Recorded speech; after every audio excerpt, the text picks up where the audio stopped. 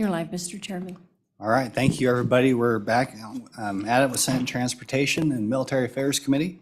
Looks like we have everybody here, so we'll dispense with the roll call. First up is Senate File 77. Senator Nethercott, thank you for bringing this piece of legislation. The floor is yours.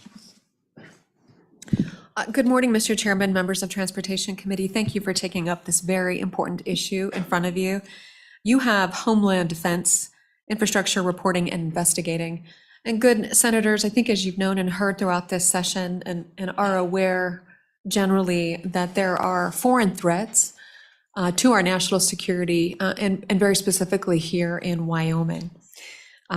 We have one of 3 nuclear missile bases in the country. Certainly the Cheyenne legislators and those who previously served in our Air Force are acutely aware of the importance of our nuclear mission and of F.E. Warren Air Force Base here in Laramie County. But this issue was brought to my attention by my local community, recognizing the need to take more urgent action regarding securing our state and the lands within it. And I have been evaluating some of the solutions that have been brought forth across our country. Oftentimes those look like a straight ban of foreign ownership on lands. And that is one solution that has worked historically. And it is a solution currently being passed in many states, and certainly one that this committee, I think, will learn ahead of time. I do know that many of those laws are being challenged in the courts. And so my fear is, as a result of those challenges, the injunctions being put on place on those laws, really prevents any kind of legitimate enforcement or prevention of threats to our security. So wanted to narrowly tailor and really thread the needle with providing meaningful solutions concerning threats to our critical infrastructure and what is typically identified as domestic terrorism. Even though that term domestic is in there as terrorism, it certainly addresses foreign actors as well. Typically, oftentimes those foreign actors may have different types of citizenship status or special status that would fall into the domestic realm, and certainly the domestic terrorism realm for our state laws.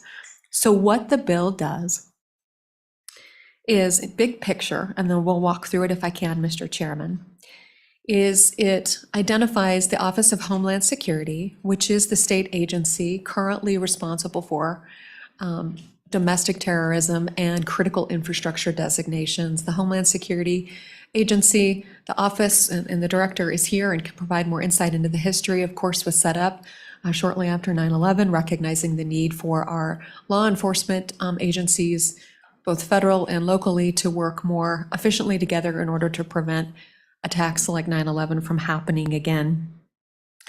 And so it utilizes the Office of Homeland Security, which works closely, as I mentioned, with the federal government in order to identify both foreign actors or foreign countries that are sponsors of terrorism or have been identified as being a threat to the United States, and also working with our federal partners in identifying what is critical infrastructure that is their authority now, and this bill recognizes that.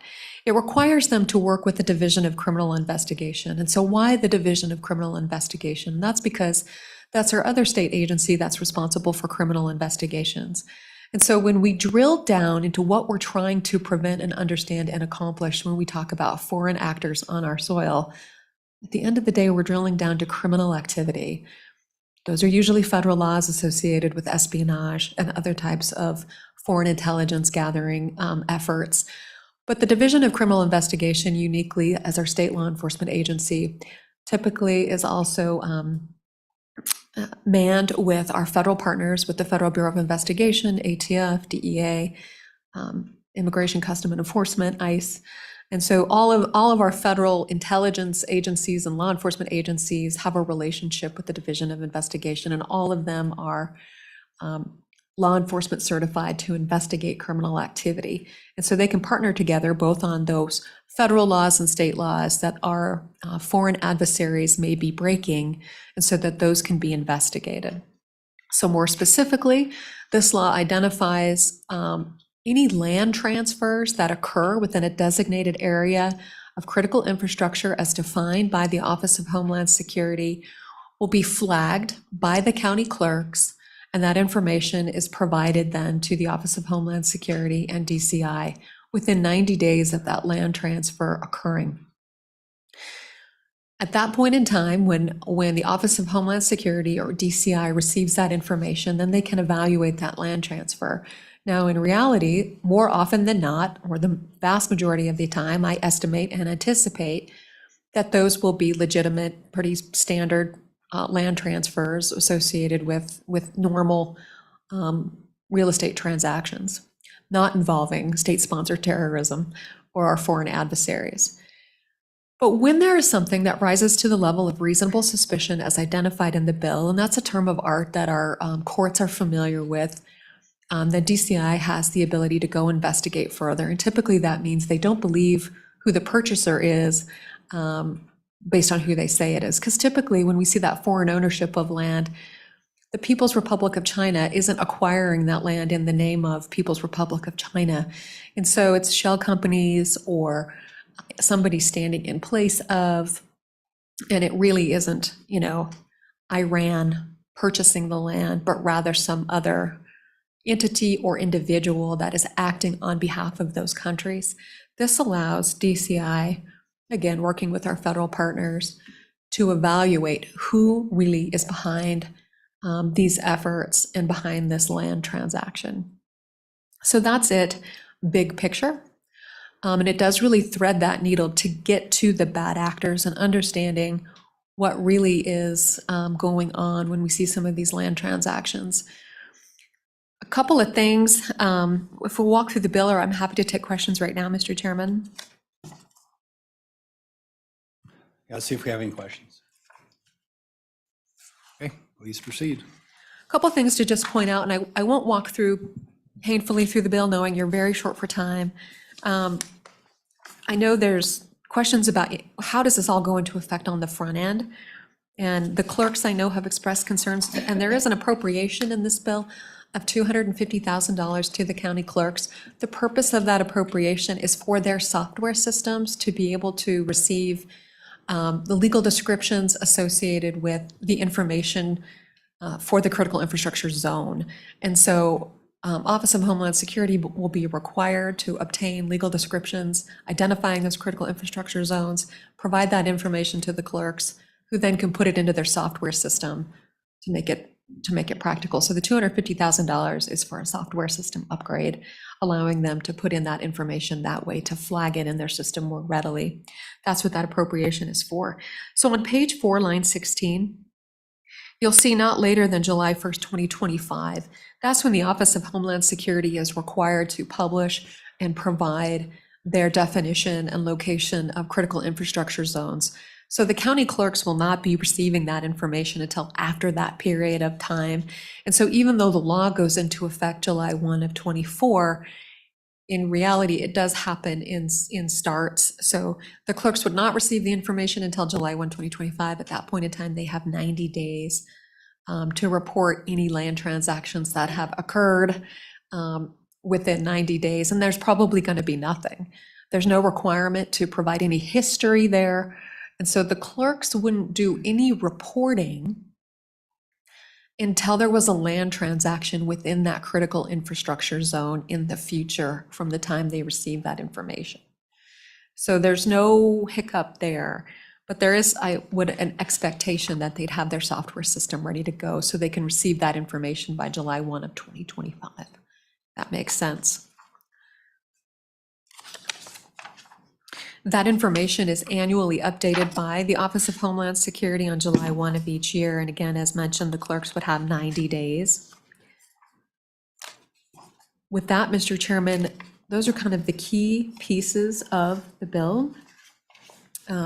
Again, happy to stand for questions and would certainly appreciate the opportunity to round it out after you hear public comment, but understanding your time is of the essence. Any questions on the bill? Go ahead, Senator Kolb. Thank you, Mr. Chairman. Senator Nethercott, what could compel the clerks to comply with this? You said they shall. What type of penalties or what is there that would, I guess, encourage them to comply with this state statute? Mr. Chairman, thank you. Well, I know the clerks are all law-abiding and doing everything they can to be lawful. I know their close relationship with the legislature that they would not comply with it. I think the concerns that I've heard from them are just kind of practical, associated with just how it works and when they need to be responsible for doing what the bill asks. Any further questions? I got one on page 5, lines 9 and 10. There's a 5-mile radius, but also discussion of a zone, which in my mind kind of could encompass a larger area, not just a single point. So I imagine that's going to vary significantly depending on what the concern is. So just want to make sure I understand, the zone could actually be much larger than 5 miles. Would that be a correct assumption? It could be, say if you're worried about over-the-air communications in the missile field, that's going to be bigger than 5 miles, right? And so is there any limit on how large the zone is, I guess? It would be my question, going back to the definition on the top of page 3. Mr. Chairman, no, there is no limit. And one of the reasons why some of those pieces are there is there was concern that it could be too expansive of authority. And so going back to page 4, line 11 through 13, it says any designation under this section shall be the least restrictive designation necessary to ensure the security of the critical infrastructure. So recognizing it could be broader than the 5 miles, recognizing it really can be any size, but with this specific statutory instruction that it needs to be the least restrictive to achieve the purpose. Any further questions, committee? Okay, thank you very much. Thank you. Go ahead and open up to public comment, starting with any state agencies. You don't have to come up, that's okay. And we have the clerks here as well, or come on down if you want to. If not, it's no big deal. The clerks are also here, so you're mentioned. So if you'd like, come on down.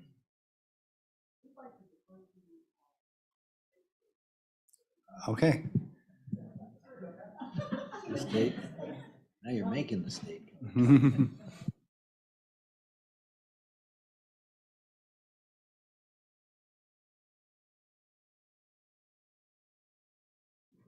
Good afternoon. Lynn Budd, Director of the Wyoming Office of Homeland Security. My only comments, I appreciate all of the good work being done by Senator Nethercott and all the folks that have been working on this. This indeed is a very complex issue, and I don't know that we'll be able to solve this with one bill or another. I think it's a very complicated issue. We are ready to do whatever the legislature asks us to do, assuming that it's all on the up and up and making sure that we have the ability to do that. I believe one of the only concern is the word investigation. That's really not within our purview at this point in time, but other than that, we're happy to do what we need to do. This is definitely an identified the threat of foreign investment into critical infrastructure or areas around our critical infrastructure is a known threat to our state. And I think it's worthy of addressing it. I'd be happy to stand for any questions. Any questions? Okay, you said you had a concern about investigating. You have a page and line number. I believe, let me find that one. There's language about the Office of Homeland Security performing an investigation. We don't normally perform investigations. So I think in conjunction with the Division of Criminal Investigation, that makes sense. But I'm sorry, I will have to take a look and find where that is cited in this particular bill. Maybe just in general with regard to this bill and the next bill you'll be considering, I think that's just something worth thinking about. I'll see if I can find that. Okay, because I'm looking at page 6 and 7. There's references to investigating. I'm assuming that's DCI, so not Homeland Security, right? I hope so. Okay. All right. Well, I'm sure somebody will find the answer to that at some point. Okay, So, thank okay. you. All right. Any further questions for Homeland Security? All right. Thank you very much. Next up, any other state agencies? Now's your time. Come on up. Okay. Clerks are up next.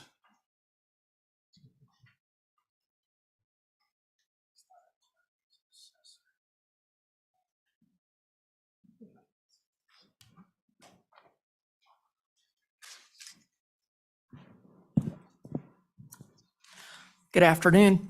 I'm Mary Langford, and I have the honor of representing the Wyoming County Clerks Association.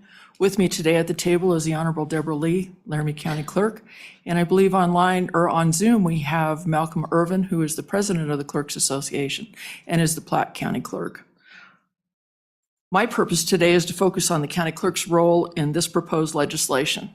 The County Clerks Association would like to express its gratitude to the sponsors for the opportunity to review this proposed bill and offer our comments. Thank you. Wyoming's 23 counties have 2 systems in place for recording these documents that would support the legislation, and each produces reports that would satisfy the requirements with upgrades to facilitate interoperability. Our concern is with the map that will be produced. We'll be able to report anything that's filed in the area of the map, but the map of the critical infrastructure zone needs to be available and operable with our equipment to be able to do the reporting. And we also really appreciate the proposed appropriation because there'll be updates and upgrades that'll need to be taken care of to be able to do that reporting. Please be aware that there will be numerous documents reported, not just deeds. So you'll get right-of-ways and water rights and all kinds of other documents. So that would be something that would, might be of a concern to the state agencies that be reviewing those documents. It won't be just deeds. It will be numerous documents. When the critical infrastructure map or zone map is developed, it needs to be exact. If there's a 5-mile buffer zone around any of these areas, that needs to be included in the map because legal descriptions and documents are exact. Their meets and bounds are based on township and range, and there also are no geographical coordinates in documents and deeds. We are interested in the reporting period time.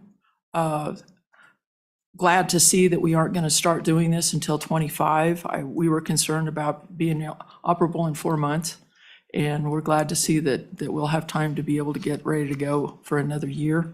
But we'd also like to see some discussion about when that reporting needs to be done. Right now, this proposes a 90-day reporting period. We've talked about maybe a longer reporting period, or maybe what about an immediate reporting if we have the capability with our technology talking to each other from the state as well as at the counties. I have some, possibly some amendments depending on how the conversation goes a little bit. I've provided those to Senator Nethercott. And with that, and a lot of those revolve around the map, what the map looks like. Again, we'd like to see the map as exact to include the 5-mile buffer area. So I have nothing else to provide. We're happy to stand for questions and anything else. Okay, any questions for the clerks? All right, thank you. Mr. Irvin, since you're online, just want to check, make sure you don't have anything to add.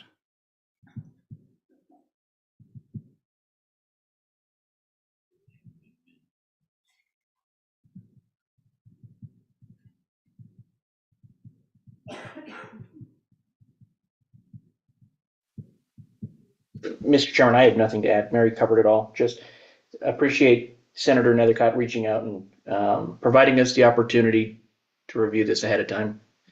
But other than that, just the proposed amendments that Mary referenced. Thank you. Okay, thank you. Any further questions for any of the clerks? Okay, thanks everybody, appreciate it.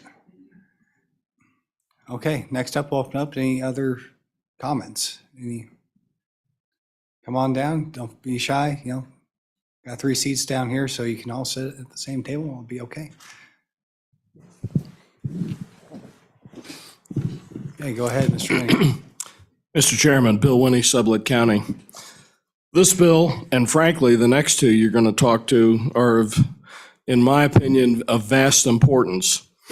And the issue is history illuminates what's going on here in the world of intelligence. If you look back into World War II, despite all the stuff you heard, the real way that we blunted the German U-boat campaign was we were reading their traffic, the Enigma machine and so on that had been broken. If you looked at the Battle of Kursk in Russia, the Enigma breaking of the Enigma codes enabled the Russians from the British to know what was going to happen. And so they were sitting there waiting for them. The reason the Battle of the Bulge was such a surprise was the Germans had figured out something was up, and they did everything via landline, so there was nothing to copy. So how does that affect what we're talking about here? Somebody, foreign countries, foreign people could place antennas nearby, near a missile control center, near F.E. Warren, other places in the country, and just copy traffic and see what they can figure out from it. One of the ways our submarine world keeps traffic from being figured out to a great extent is they simply send traffic out 24/7, 365. If they don't have enough messages, they repeat them over and over all the time. One of the things they do sometimes is they stimulate the system and see what the response is. That was notable, again, history illuminates the Battle of Midway. We stimulated the Japanese system. We couldn't read some of their codes, and we figured out from that stimulation that the target was Midway. And so what you're trying to do here is make sure that we are aware of foreign actors that are buying up property or doing other things so that they can collect intelligence. Subject to your questions, thank you. Okay, thank you. Any questions for Mr. Winnie? All right, thank you, sir. Okay, welcome to the meeting. Please introduce yourself and proceed with your testimony. Good afternoon, Chairman Boner and committee members. My name is Amber Leyba. I'm the Vice President of the Greater Cheyenne Chamber of Commerce, and I am here to stand in support of this bill. We definitely feel that this is a very needed bill. We've advocated for this bill for the last 2 years, but definitely longer. We definitely feel, like Director Budd said, that this is a much needed legislation in our state to protect our critical infrastructure, especially around our military base. The military makes up 30% of our local economy here in Cheyenne, and that's definitely something that we want to protect and keep our nuclear mission here strong. We also do stand in support of the next bill you will be speaking about, Senate File 102, sponsored by Senator Steinmetz. And with that, I will stand for any questions. Okay, thank you. Any questions for the chamber? Thank you very much. Appreciate it. Mr. Chairman, I'm Dave Davis. I'm the Sweetwater County Assessor, and I'm here representing the Assessors Association. Although we have not taken a formal poll on this particular bill, I think I can say for sure that we are in full support of the clerks managing this. We just feel like if we're doing this based on conveyance, the conveyance actually happens in the clerk's office, so it makes more sense for it to be done there. The next bill, 102, that you're going to see actually shifts some of that over to the assessor's office. And we get a lot of the information from the clerk's office, but we don't necessarily get everything. And with this being something so critical, that transaction from one office to the next to make that work seems a little, we could have trouble there. So of the two bills, I think the association would be in support of 77. Now, as the Sweetwater County Assessor, I don't know that this is the intent of this, but I'm a little concerned. I know this legislation has been in the works for a couple of sessions, but we have Trona facilities in Sweetwater County, and they generate a tremendous amount of revenue in our county. And I don't know how you would even determine the ripples as far as homeownership and sales tax being paid and everything else in our county. But our Trona mines, I've got one is owned by a Belgian company, one's owned by an Indian company, and then Turkey is a big player as well in the Trona patch. So this seems like it's more acquisitions than it is current ownership, but there's 2 additional projects that are in the works currently. And if those companies have not already acquired that land, they will be shortly. So I just want to make sure that our Trona industry is at least being thought of during this legislation. And stand for any questions. Right, and I think if you read the bill, there's references to being officially designated an adversary. So you're talking countries like Russia, China, North Korea, Iran, Venezuela, Cuba, things like that. So Plus, I checked, Turkey wasn't on there, so I think you're good. So, Thank you, questions Mr. for the assessor? Okay, thank you. Right. Welcome, sir. Honorable Senators, my name is Patrick Murphy. I'm a lawyer in Casper. I've been there for 44 years. I'm the president of Williams Porter Day-in-the-Ville. And I come to you with three hats. First as an American. Second as a Wyomingite for all my 69 years. And then finally as the litigation counsel for BCB Cheyenne Bison Blockchain. That's my son, Sean Murphy, in the background, and we wish to speak to you on number 102 today. I speak in opposition to Senate File 77, not because it's an inherently mistaken or bad bill, but because it is such a weak substitute for Senate File 102. I remember every time I go back to a Notre Dame football game, they sing the preamble to our Constitution. And it goes like this: "We, the people of the United States, in order to form a more perfect union, establish justice, ensure domestic tranquility, provide for the common defense." Senate File 77 does not provide for the common defense.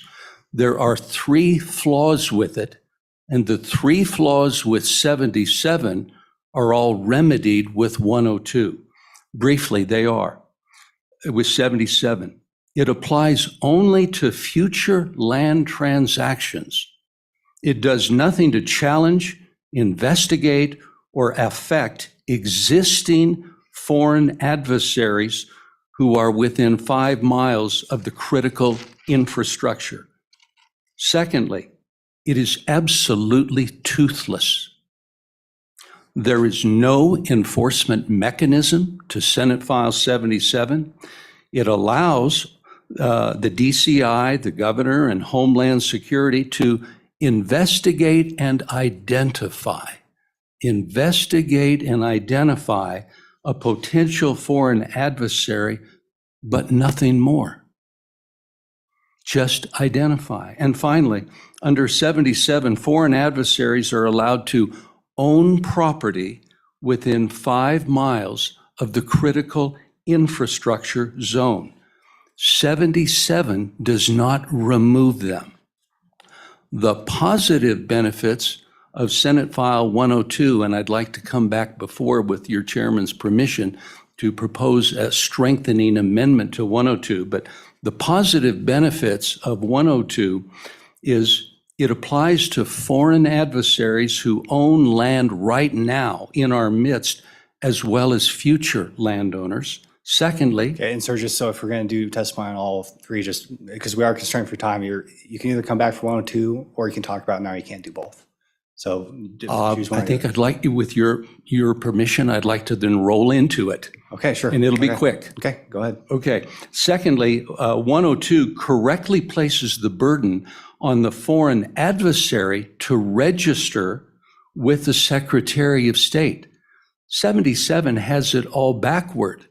The foreign adversary doesn't have to register. Instead, it's up to the county clerks to go ferret them out. That's backward. So Senate File 102 correctly removes the burden from the county clerks and places it on the foreign adversary. And finally, 102 contains the enforcement mechanism. It's not just an investigation and identify bill, it's got an enforcement mechanism. And I'd like to turn, if I could, to the proposed amendment that I would be advocating for and that my son Sean Murphy would advocate for. Has that been provided to all the senators? No, Oh, okay. Fundamentals. that's for 102. This is a, Okay, sir, we'll get into working with 102. Let's focus on 77. If you're going to get in that much in detail, we're going to just stick to 77 for now, okay? I'm Have any finished further- with 77. Okay, cool. Any questions? Okay, thank you, sir. Let's do a raise of hands. How many more people are going to testify on 77? Okay, good deal. You have to manage our time at this point. So thank you, sir. It looks like we have one more person online, Mr. True. Mr. Chairman, he doesn't have his hand up, but I'll try and let him in. In the meantime, this is your last chance. I know nobody raised their hand, but Now it's, the public. Yeah, and maybe after Mr. True, if that's okay. And yeah.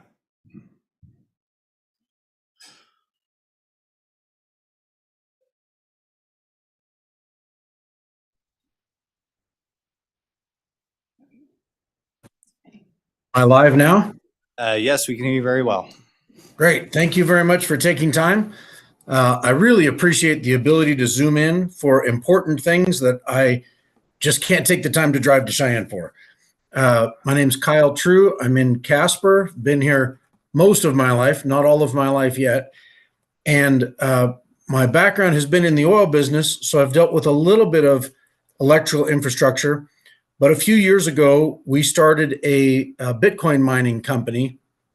And so I began to learn much more about large-scale electrical system, our grid, transformers.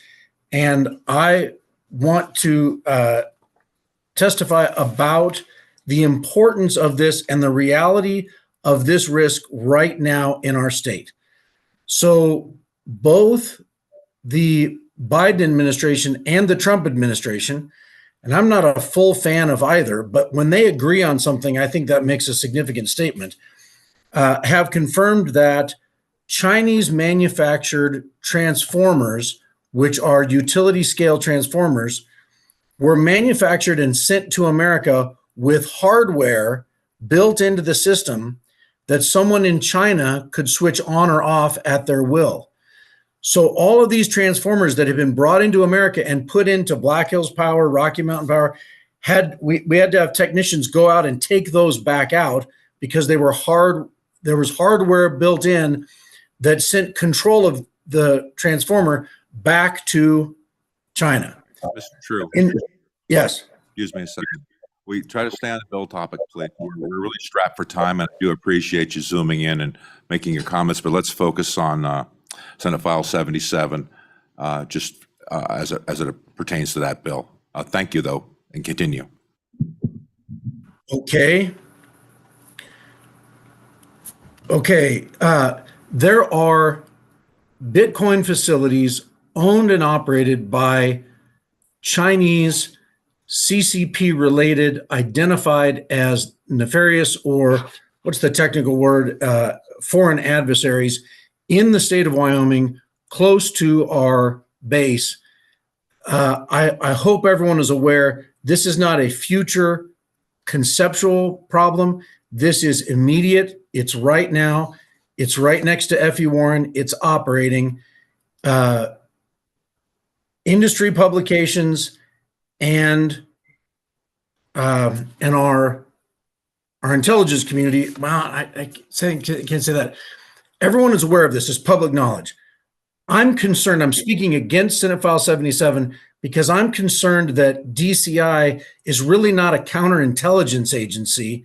And we had the Director of Homeland Security say that investigations are not currently their strength. I would rather we not ask the Wyoming Homeland Security nor DCI to become counterintelligence agencies and try to be smarter than and ahead of any nefarious actor. They're here now. I would hope that we would simply make these things illegal and make people prove who they are to own infrastructure in Wyoming. And if they can't prove who they are and that they're clean, to be removed from our state. So there's more, there's detail, but I'm trying to be concise. And that certainly, I think we all read the articles and have a general understanding of the concern there. So looks like we have no more public comment here. So public comments go away. We just have to move on. It's been 40 minutes. So now I give the sponsor a chance to respond here. But I mean, so I think you may have covered your explanation. We're not expecting DCI or Homeland Security to investigate. They're going to be working with our federal partners like the FBI, who do in fact do counterintelligence. Is that correct, Senator? Mr. Chairman, I do think that the bill probably has more teeth than anyone appreciates. So it's important to recognize too that these adversaries and the concern to our critical infrastructure isn't limited to the People's Republic of China, right? It's actually could be a domestic terrorist, right? If you remember, those of us old enough to remember, eco-terrorists aren't real big fans of oil pipelines, certainly critical infrastructure. And so do they have to be foreign born or an actual foreign entity in order for DCI to be investigating, or the Office of Homeland Security receiving intelligence associated with those threats? This bill authorizes those types of responses beyond our foreign adversaries, but does in fact include those foreign adversaries. One piece, if I may, in my defense, and I apologize to the Senate Transportation Committee, welcome to the blockchain world. What you are hearing from some of the recent recent testimony provided is anger about the inability to get state dollars associated with the investment of a blockchain company. And of course, with the passage of 102, that might divest that company potentially, I don't know, of that company. And so there's personal animus and a personal effort in order to do that. And so that bigger picture, I think, is certainly important for your consideration and understanding some of the potential bias associated with that. But with that, Mr. Chairman, I know that this bill has been worked extensively by all of the stakeholders, both in Laramie County, at the state, federal levels, and is a very, very useful tool. I'd also just encourage what I said on introduction to the Senate. You don't have to pick one or the other. And in fact, this bill complements many of those efforts that you see in the other critical infrastructure bills. So you don't have to choose. And with that, thank you, Mr. Chairman, for the time. Thank you, Senator. Any further questions? Okay, we're going to close public comment. Committee, what's your pleasure? Move the bill. Okay, moved by Senator Kolb, second by Senator Pappas. Any discussion or amendments? Okay, seeing none, let's do a roll call. Senate File 77 do pass. Senator Brennan? Aye. Senator Furphy? Aye. Senator Kolb? Aye. Senator Pappas? Aye. Chairman Boner? Aye. 5 ayes. Okay, thank you very much. Senator Steinmetz, you're up next. We'll do SJ2 first.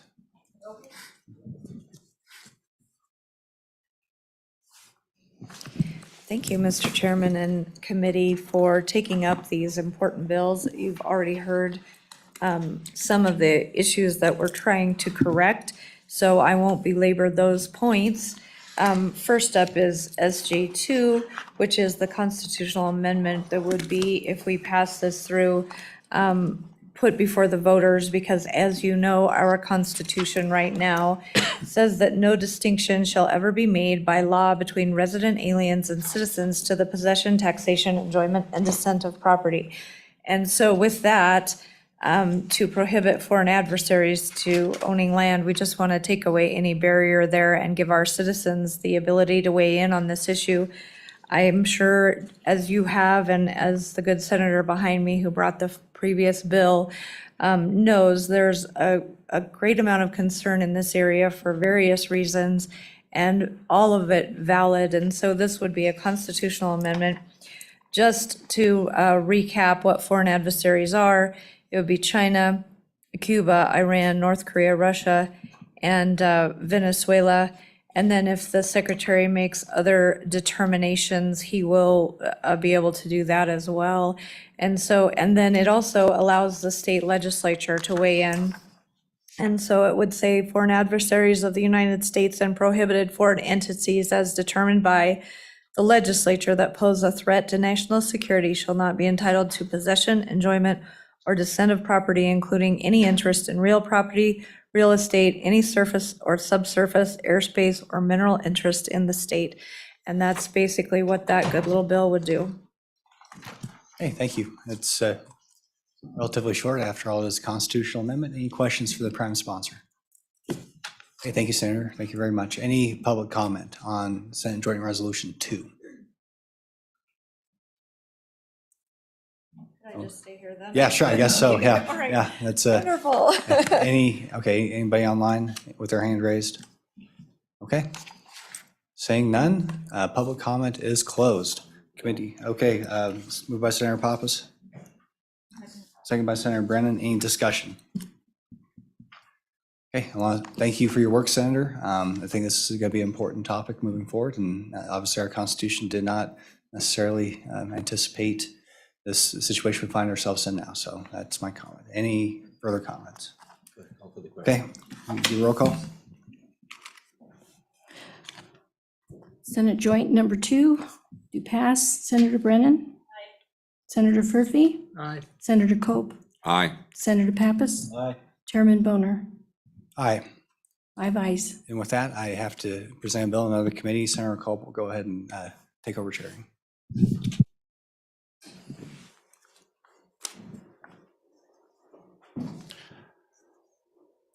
In front of us, Senate File 102. Will the sponsor of the bill please explain the bill? Thank you, Mr. Chairman. Senator Steinmetz of Senate District 3, bringing to you foreign property ownership critical infrastructure. This bill seeks to have the Department of Homeland Security identify critical infrastructure and a 10-mile radius around critical infrastructure and military bases. We did go ahead and put the county assessor in there because they have the mapping capabilities. After visiting with my county assessor and a former county clerk in Goshen County, we had thought the map overlay might be easier for the assessor to administer. However, if the folks on the ground want to do it differently, I am certainly open to that. What this bill does is it identifies our foreign adversaries, as the first bill did. We also define what real property is, which it means all interests in real property, including but not limited to fee estate, leasehold interests, easements, rights of ways, surface interests, airspace interests, and mineral interests. The reason for this is because we have discovered in some of the solar farm applications that have been happening around Goshen County and in Nebraska across the state line, it is questionable that there may be a foreign adversary that is the actual leasehold in that. And so we wanted to cover leases as well as property ownership. The interest, the controlling interest that is anticipated would be 25%, which is consistent with how our state law is already. And then we're saying that we're requiring a reporting requirement with the Secretary of State. That basically makes it illegal to own the property or whatever you might, the real property you might have there. It also requires that they have 8 months to divest. So if it's discovered that there is a foreign adversary owning these assets in our state, they have 8 months to divest. If the Attorney General is given broad subpoena power, and then they can take this to the court of appropriate jurisdiction to decide that this land can be sold. If it is sold at auction, the liens would be paid back, and then the remaining proceeds would be forfeited to the state. And so there is a registration component with the Secretary of State. Like I said, that is just for legalities. And then I do have a proposed amendment that the Secretary of State may investigate and refer a violation to the appropriate prosecuting authority. That I believe that would strengthen the bill as well. And then the Homeland Security Office, they would decide on the zones where this prohibited foreign parties cannot own or hold property, and they would transmit that to the county assessor, which they would promptly report each conveyance that is inside that zone. And my county assessor had told me that they would be able to do that easily with the mapping software they already have. And basically that is the bill. Homeland Security will investigate in conjunction with the Attorney General because they have broad subpoena power in this bill.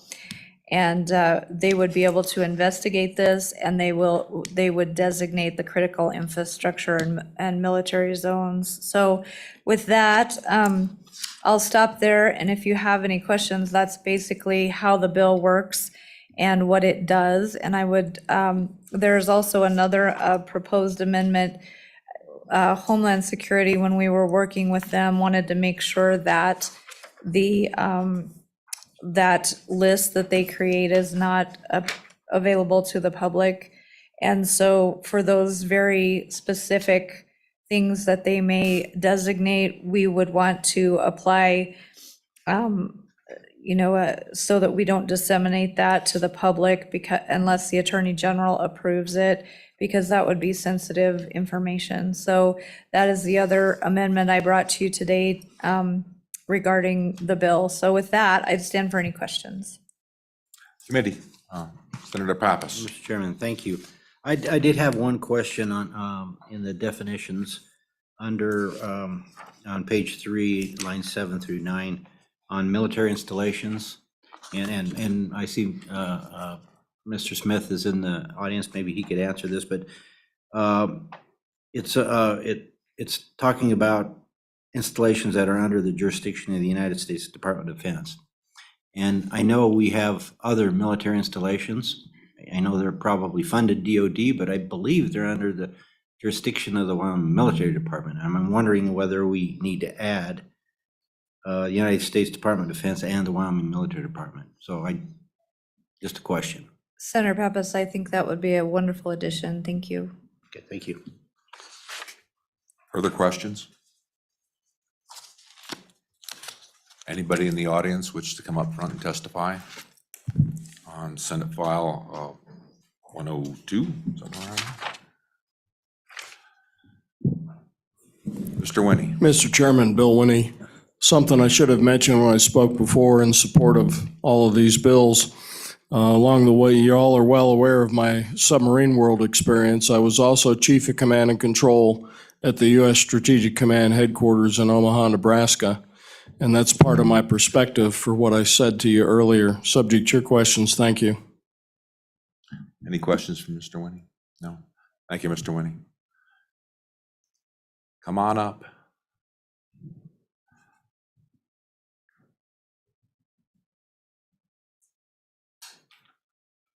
Ms. Budd. Thank you, Senator Lynn Budd, Director of the Office of Homeland Security. I just wanted to bring to light in both bills the idea of the zones versus a radius. I think that that's an important thing to get clarity on. We did a quick little study of even a 5-mile radius around some critical infrastructure in Cheyenne, and it basically included the entire city of Cheyenne. So I think looking at those zones based on each piece of critical infrastructure is a better way to take a look at that, just to give you that information. And I believe that's all I have. If there's any other questions. Any questions for Ms. Budd? None. Seeing none, thank you. Thanks.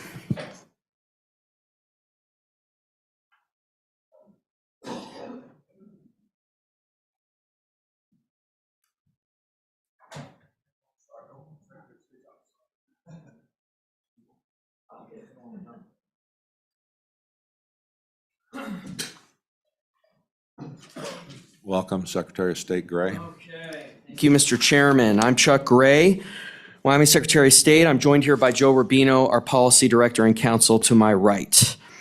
After review of this bill, I wanted to note a few things concerning Senate File 102 and its implementation by our office, as well as an amendment we had discussed with the sponsor, enabling our office to refer any suspected violations to law enforcement.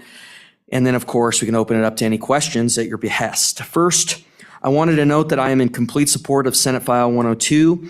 As a matter of national security, it is essential that we ban foreign land ownership in Wyoming. This bill is a good start in getting us there by banning land ownership by foreign adversaries around critical infrastructure and military installations. The proposed bill adds necessary sideboards to do just that, and I believe it engages necessary government stakeholders to achieve this purpose. A little about the implementation of Senate File 102 by our office.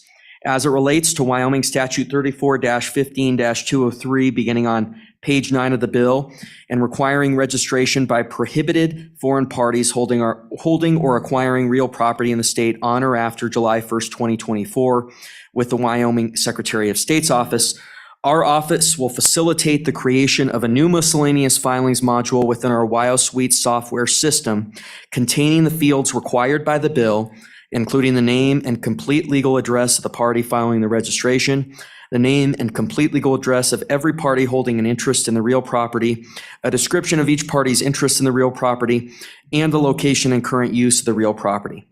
Our office also stands ready to provide registration information filed with our office to the Wyoming Office of Homeland Security as required by subsection B at the bottom of page 10.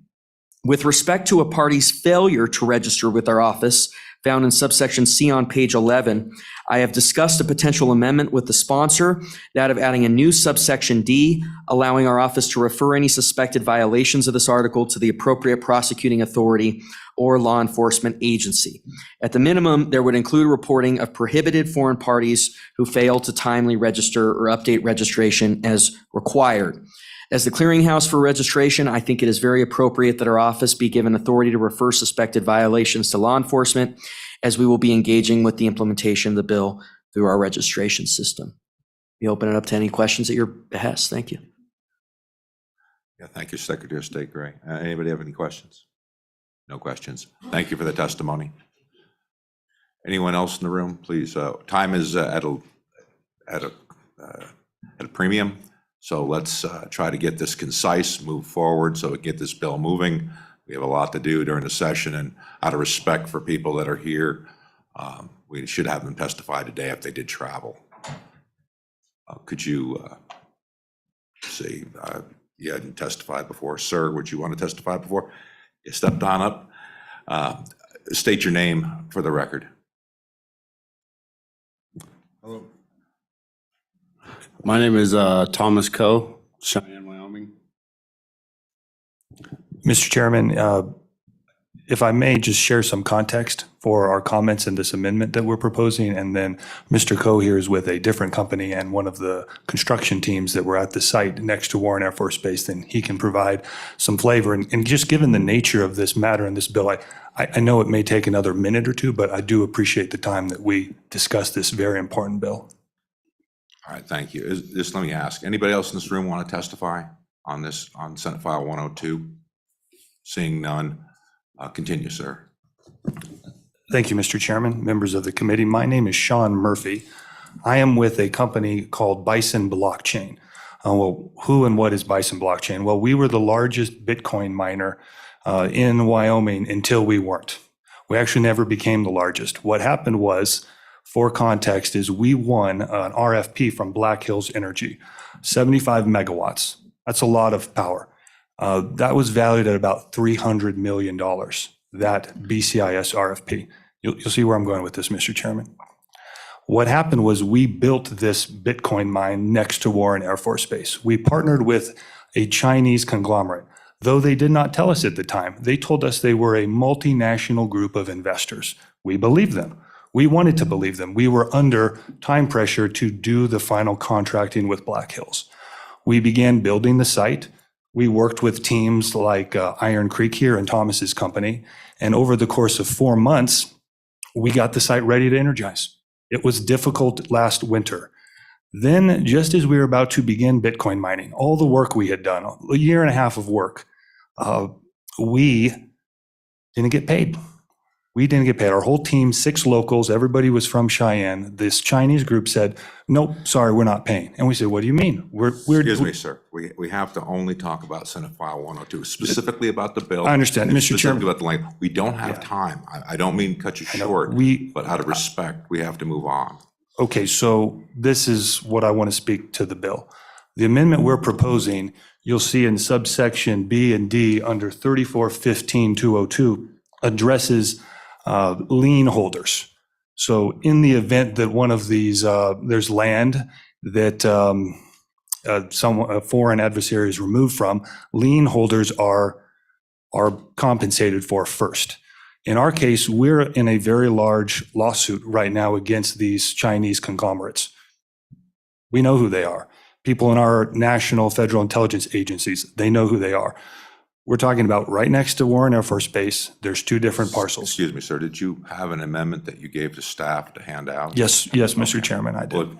Okay, thank you. But once again, we have to talk about the bill. I mean, I understand your plight and I understand it's an issue, but we're here to talk about Senate File 102 today specifically. And if you had an amendment, if you want to speak to your amendment, I think we'd like to hear that. Would you like to? Mr. Chairman, Pat Murphy, if I could intervene here and speak only to the amendment. The amendment is to section 3415-202B. The red language, or maybe it's blue on your copy, is the proposed amendment. What the amendment seeks to do is broaden the reach of the bill. The reach of the bill was such that if there was a prohibited foreign entity and then they received notice that afterward, then they'd have to pay any liens. But this amendment speaks to two situations. It speaks to the situation where an already existing foreign entity voluntarily divests itself of the real property before or after it receives notice from the Wyoming Office of Homeland Security. That's what we're trying to reach. The situation in Cheyenne with the Chinese conglomerates, they would fit under that first part of the amendment. And the amendment would make it so that they have to if they were to sell the property, certainly before 2025, and just run off with the money and leave all the Cheyenne people high and dry, this amendment would require that the sale proceeds that they make in the year 2024 or even early 2025, before all of the mechanisms of the bill go into place, that the sale proceeds, however many millions they are, would be held in escrow by the state lands and investment office until all of the liens and litigation claims were compromised, resolved, and paid. This amendment prevents current existing owners who may be our foreign adversaries from cutting and running before they get official notice. That's the thrust of it, Mr. Chairman. Thank you, Mr. Murphy. Does anyone wish to have any questions? No. Seeing none, thank you for your testimony. Thank you very much. Appreciate it. Thank you. You don't have to run away, sir. But all right. Well, welcome, Senate Transportation.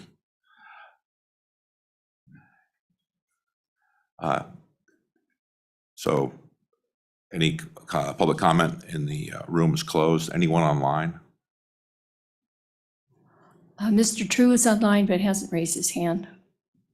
So, do you want me to let him in?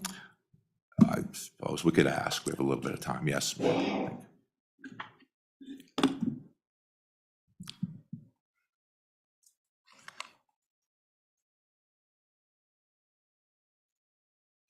Is Mr. True in? Oh, well. Mr. True, did you have anything else to add to Senate File 102? Seeing none, public comment is closed. Now, committee, what's your pleasure? Second? Moved by Pappas, seconded by Furphy. Further discussion on the bill? Senator Pappas. Could we have the bill sponsors to come, please come forward? I know Senator Steinmetz. She has two amendments. Would like to discuss them before we actually move them. And also I would like her comments on the proposed amendment that we just heard.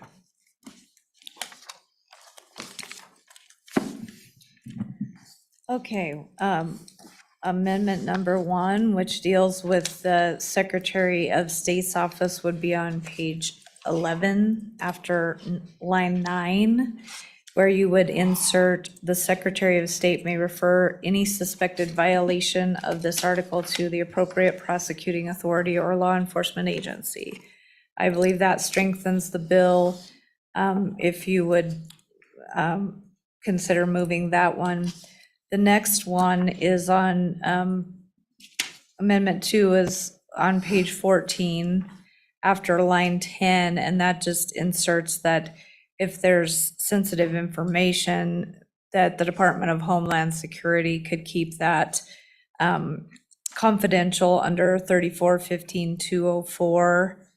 And then that's the insertion, but in 164203 B, VIA, that's in the Administrative Procedures Act, and it's specifically regarding terrorism or foreign threats, and it allows government agencies to keep things confidential when there's a threat. So that's what those two amendments do. The third one is proposed by the previous party, and it does exactly what they said it does. I do believe that if there is legal fees or something like that associated with this, that is worthy of consideration and something that the committee should take very seriously, because of situations like this. This is one we're aware of, but there could be more across the state, and so I think it's very important. Thank you, Senator Steinmetz. Any questions for Senator Steinmetz? Committee, I propose we handle the First Amendment first. Would someone want to move that amendment? Okay. Second. Moved by Pappas, seconded by Furphy. Further discussion on the First Amendment? Okay. Well, then, all in favor? Aye. Aye. Opposed? Nay. First Amendment passes. Second Amendment. What's the committee's pleasure? Move the amendment. Moved by Pappas, seconded by Brennan. Further discussion? No? All those in favor of the Second Amendment, please signify by saying aye. Aye. Those opposed, no. Second Amendment passes. Judy, are you good? Yes, okay. Any other proposed amendments?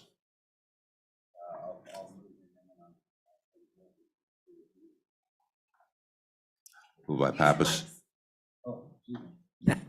Thank you. Yes, I'll move the amendment that was presented to us on 3415-202 B and D. Second on that amendment? Second. Moved by Pappas, seconded by Furphy. Further discussion? Seeing none, all those in favor of the proposed amendment signify by saying aye. Aye. Aye. Those opposed? Amendment passes. Any further discussion? Mr. Question? Chairman, before you do, one more thing. Senator Steinmetz? Thank you, Mr. Chairman, for your indulgence. Senator Pappas had an amendment on page 3 under the military installations. I think that was a very important addition. If he would, was so inclined. Senator Pappas, would you be Thank you, inclined? Senator Steinmetz. Thank you, Mr. Chairman, for not letting me forget it. Yes, on line 9, page 3, if we could add after defense, and Wyoming Military Department. Excuse me, we have the military department here. Maybe they have an idea, and we didn't hear from them before. With your indulgence, Mr. Chairman. Mr. Smith, did you have further comment? Yes, Mr. Chairman, Chris Smith from the Wyoming Military Department. I would suggest in what Senator Pappas just had, that instead we say under the control of the Wyoming Military Department. Much of our land is state land. It's not our jurisdiction. Jurisdiction has a specific legal meaning. So I would suggest the amendment be under the control of the Wyoming Military Department. Thank you, Mr. Chairman. Thank you for your comments, Mr. Smith. Any questions for Mr. Chairman, I agree and make it so. Staff, did you get that? Okay, we're all understood. All right. First, did we move that amendment? We did not. You did? Okay. We need a second. And Senator Brennan seconds. Further discussion? Seeing none, all those in favor of Senator Pappas's third amendment that we have in front of us, please signify by saying aye. Aye. Those opposed? Motion passes, and I was an aye, unanimously. Ready for the question on the bill? Roll call. Senate File 102 as amended, Senator Brennan. Aye. Senator Furphy. Aye. Senator Kolb. Aye. Senator Pappas. Aye. And Chairman Boner. Excused. Excused. We'll leave it open for Senator Boner to vote later, if he so wishes.